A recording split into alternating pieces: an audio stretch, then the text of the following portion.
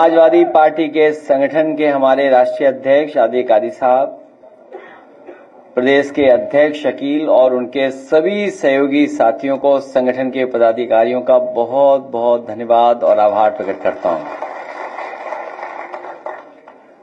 Samajwadi party का बहुत महत्वपूर्ण संगठन है और संगठन में जो हमारी आपकी बातचीत हुई है, एक दूसरे ने जो सुझाव दिए और कुछ साथी लिख करके भी देके जाएंगे, हम समाजवादी पार्टी के लोग उन तमाम सुझावों को अमल करेंगे। उन सुझावों के लेकर के हम पार्टी के लोग उनको कार्यक्रम भी बनाने का काम करेंगे। मैं धन्यवाद देता हूं अपने संगठन के लोगों का कि जिन्होंने ये संकल्प लिया है कि अपनी वोटर लिस्ट को सुधारने का काम करेंगे।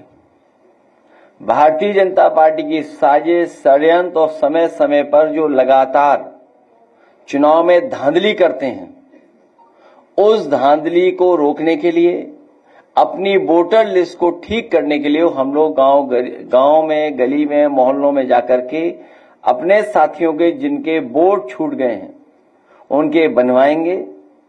और जो फर्जी वोट भारतीय जनता पार्टी ने बनवा रखे हैं, कोई बूथ ऐसा भारतीय जनता पार्टी का नहीं है जिसमें फर्जी वोट उन्होंने बनाए हों।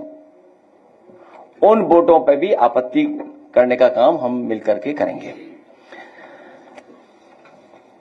सोने का भाव 1 लाख से ऊपर चला गया है।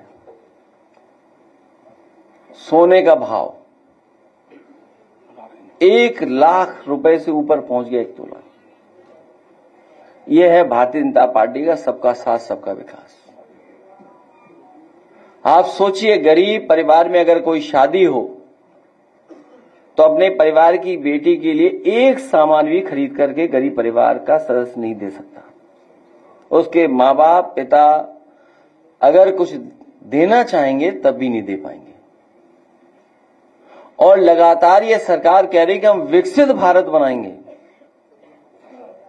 इनके विकसित भारत का सपना क्या है? आखिरकार हम विकसित भारत किसको बोलेंगे?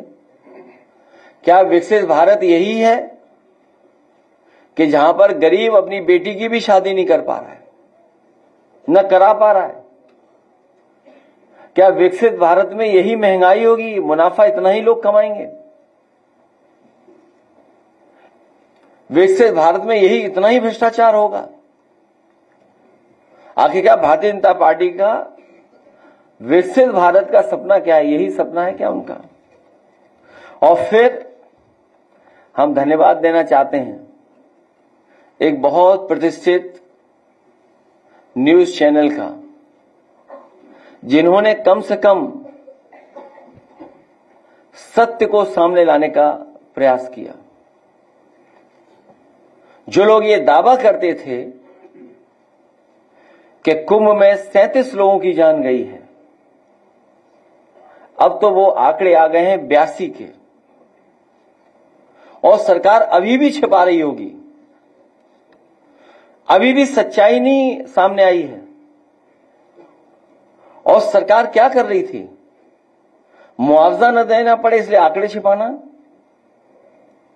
और वो लोग कुछ दावा न करें, मुआवजे की मांग न करें, उसके लिए घर घर जाकर के पैसे दिए गए।